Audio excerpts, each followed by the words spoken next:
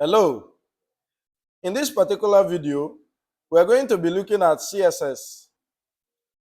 If you have been following up with our training, you will remember that I said in one of our videos that CSS is used to style or give a design to our HTML. So what we are going to do now is we're going to have some default HTML and then we are going to put some styling to it. Now, to put a CSS into our HTML, there are three ways we can do that.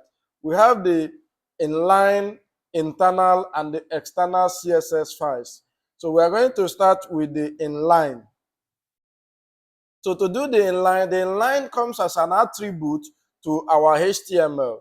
Take for instance, if we have H1 here, and we say this is a heading. As an example, and we have this is a heading as an example. Now let's have some styling to it so we can have it as an attribute.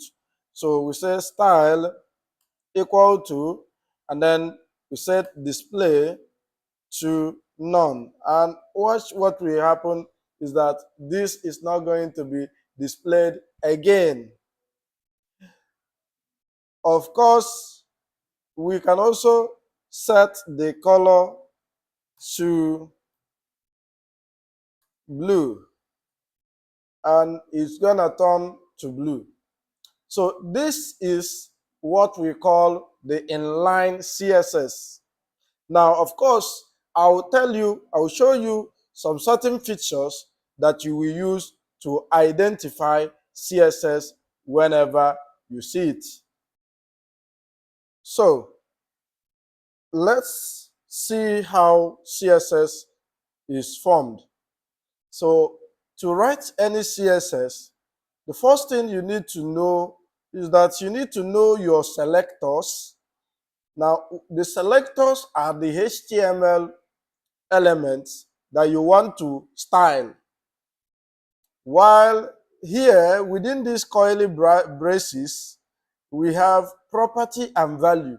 So the properties could be colors, font, different things that you want to do to that particular selector. So let's say you selected the H1 as where to style, and then you want to give it a color. Now, the value here is the value of the color that you want to give to it. So let's clear this in line and work with the internal CSS.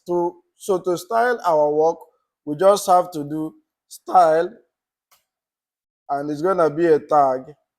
So within the head section, that is where it is going to be. And let's say we want to style the H1, and the H1 is here, and we want to give it a red color. So what we need to do is to first of all select it, which is H1, and then we open this curly bracket, and within the curly bracket, now I just did enter just to make it a little bit fine. So within the curly bracket, I will now select my property, which is color, and then we set it to be equal to, so we use colon to specify a quality. So equal to, or assignment, which is equal to red, and we end with a semicolon. So here we have the red. And if you look at the website here, you can see that it has taken a red color. If we want to as well give it a background of black, we can come here and we say background, because we have already selected it, so we don't need to select it again. So we say background color, which is another property, and we set it to black, and we end with semicolon. Now you can see that we have a background color.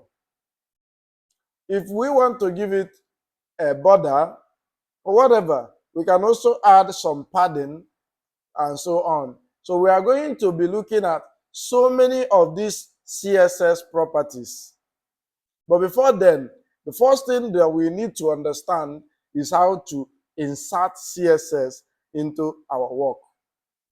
So, but this is not the best way to write your website, because if you have internal CSS, sometimes you are repeating yourself. And in one of the best practices in web development is that you should not repeat yourself. You should always try to apply the principles of DRY, the principles of DRY. Do not repeat yourself. That is DRY.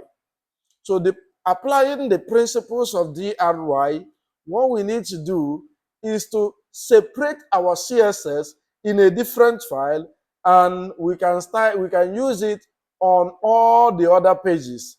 But you believe with me that if I want to have another page here, let's say about page, and I come here and I said about.html, and then I have this, and I can change the title to about, and I come here and say H1, and I say welcome to about page. And if I should go to the about page, watch what will happen. Let's go to about.html. About. This is the about page. The CSS could not be styled in this about page. So let me use a link to make it easy for us to navigate throughout the website. So let's go to the home page, and after the H1, we can have a link, href, and we send it to the about.html, and we can say about us. And we have this link. If you click on it, it takes you to the about page. So we can also put another link in the about to send us back to the home page. So we can have a as well, href index.html, and we are going to be sent to the home page. Okay, so we have this. If we click on it, it takes us back to the home page. So now let's concentrate on our CSS. Now, if you see that the inline CSS could not be applied throughout the whole website, but if we make use of this external CSS, so we can create another folder and call it CSS under the asset folder. And within the CSS, we can create a stylesheet.css. You can name it virtually anything you want, but I like to name it this style.css. Okay, within the style, we can then say that we want to select the H1, and within the H1, we want to do this same thing. So what we do is just come here and do what? Copy the whole content here and send it to the styles.css.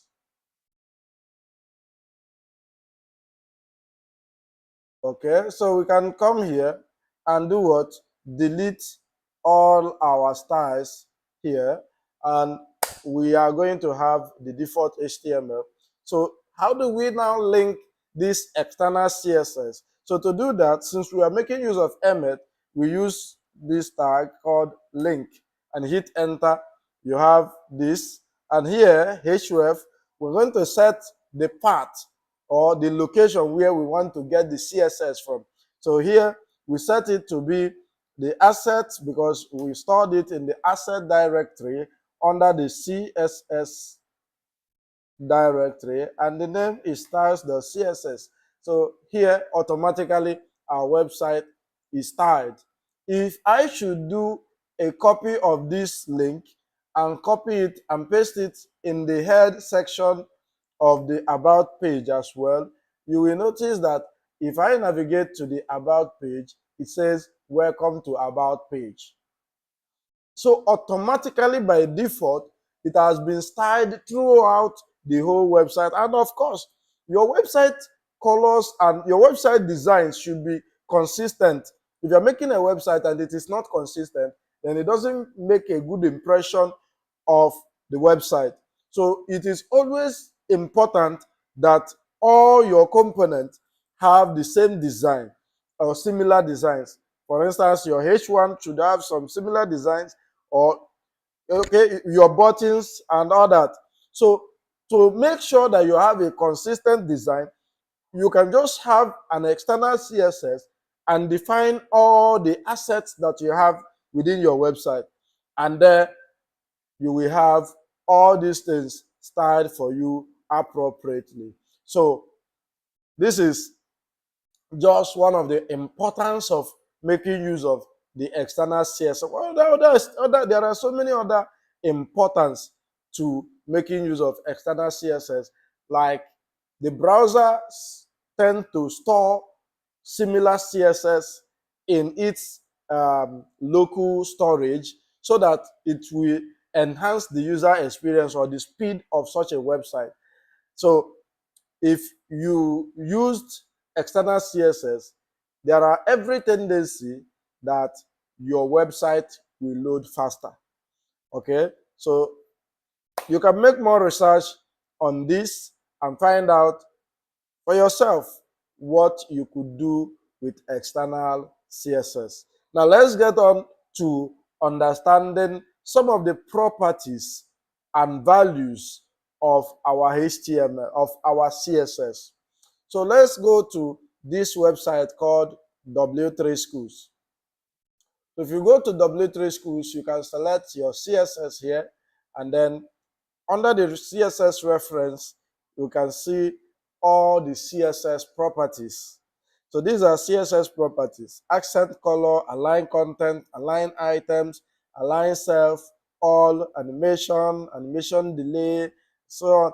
All these are properties. So we're going to be making use of some of these properties to do some simple tasks. Okay? Okay, so I'm going to have to design a simple navigation bar. A simple navigation bar. So let's do that immediately. So let's go back to our index.html. So what I will do here is I'm going to delete everything that I have here, and I am going to have my work specified appropriately.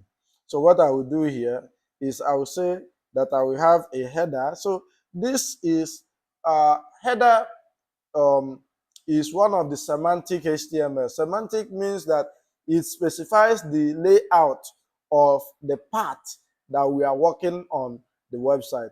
So within the header, I am going to have a class, or rather, let me have my navigation, or the nav. So now in my header, I have navigation. Let's go back to our website in the home. And in the navigation, I would want to have a list of all my menu, and that should be an unordered list and containing these lists. It's going to be a link. So, and this is going to take me to the home page, and this place will be home. Okay, so if you see that you click on this, it takes you to the home page, the same page. So this is for the home page, and we do the same thing, LOI, for the about page, and this is going to also be a link taking us to the about.html, and here is about us. Let's have two more uh, contents. I'm going to copy this, copy, paste, and paste it one more time.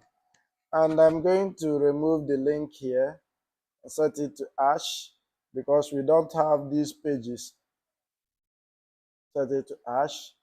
And here I'm going to have our blog, and here is going to be contact or contact us. So these are the menu. You can see that they are simple. They don't have any design. So let's get on to our CSS to style it appropriately. So we can come down to the CSS and remove this. Now we are starting with the body, and we want to make sure that all the default padding and margin are removed. Now, what do I mean? Let's come down here to the developer tool, right click on your browser and click on inspect. On the developer tool, click to select whichever device that you want to make use of. So I'm selecting this one, and I am going to click on this to select element page. And if you look at this, we can see that if I click on the home page, on the uh, HTML, we see that we have some margin, and we have the margins are here. We have borders, we have padding, and so on. And then this is the content of our website. So we need to make sure that we remove all these things and have our work perfectly aligned. So you may not get to understand it properly now, but I hope that as we progress in this course, you will start to understand it. All right, so let's come to the body and select margin. Set the margin to 0.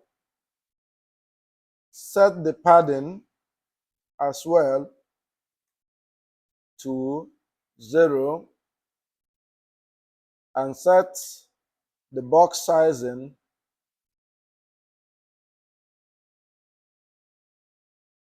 to border box.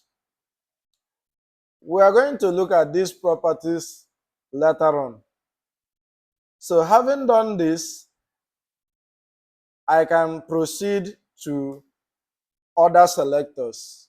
So the first selector, the selector that I will work with at this point, I am going to start with the header. If you come to my HTML, you can see that everything is wrapped within the header. So the header is the area that contains the logo, and the menu. If just like if you come down to this place, you see this logo, you see the menu, you see all these things. This is the header area. This is the header area. You get to understand this when we get on with our HTML layout. So we are still in the beginner's level. So you may not understand every concept here, but I believe me when I say that as we progress on this course, you begin to understand what every part means. So what I will do is I'm going to select the header, and I am going to make sure that the header has no margin. I'll set it to 0 pixels to make sure that it has no margin. Let me also, if I can still use pixel at every point in my website, so it doesn't matter, but let's be consistent. So I want to have this, and I want to have it with a background color of aqua. So you can see it has taken a background color of aqua. Let's give it a margin, sorry, a padding of 12 pixels. Okay, so we can see that it has covered all the areas. And then we would not allow this thing to be like this. Let us align them in the same line. So to do that, we can just select another one, another selector, which is nav. Just like, come here, you can see my nav. If I don't want to work with nav, I can work with list. So I can work with UL because all these things are wrapped within an unordered list. Let's have these bullets hidden. So to do that, we say list style and we set it to none. And you can see that these bullets has been removed. Now let's also remove these underlines. To do that, remember that the underline is as a result of the A tag that exists within the list because it made it a link. So we need to remove that. So we are going to be selecting the A and we can set the display, or rather, instead of using the display, we can set text decoration to none. Text decoration, and we set it to none. And you can see that we no longer have those underlines. And we can then set the color to, maybe, let's give it red. Color as red. And we have all of them in red color. Let's arrange them in horizontal axis. So to do that, we use the display,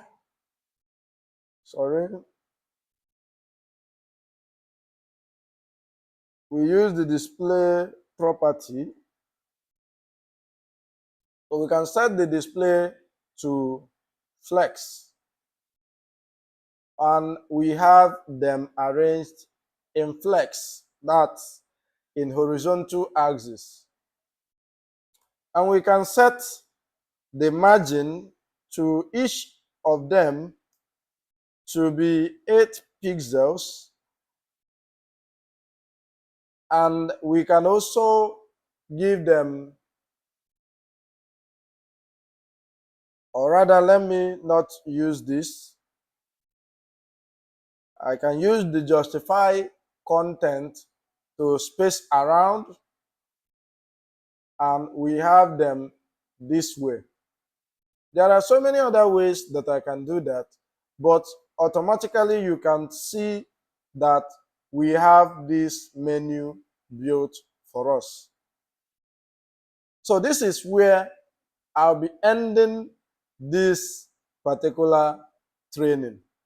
In my next video, we are going to be looking into other properties of CSS or other CSS properties and values so that you will get to understand these things properly. So if you have any questions, do not forget to ask the questions using the comment section below. I'll be around to answer all your questions. Try to give me a like and subscribe to my channel. Share this video to all your friends, and make sure that you are following all my social media. I'll see you in our next video. Take care.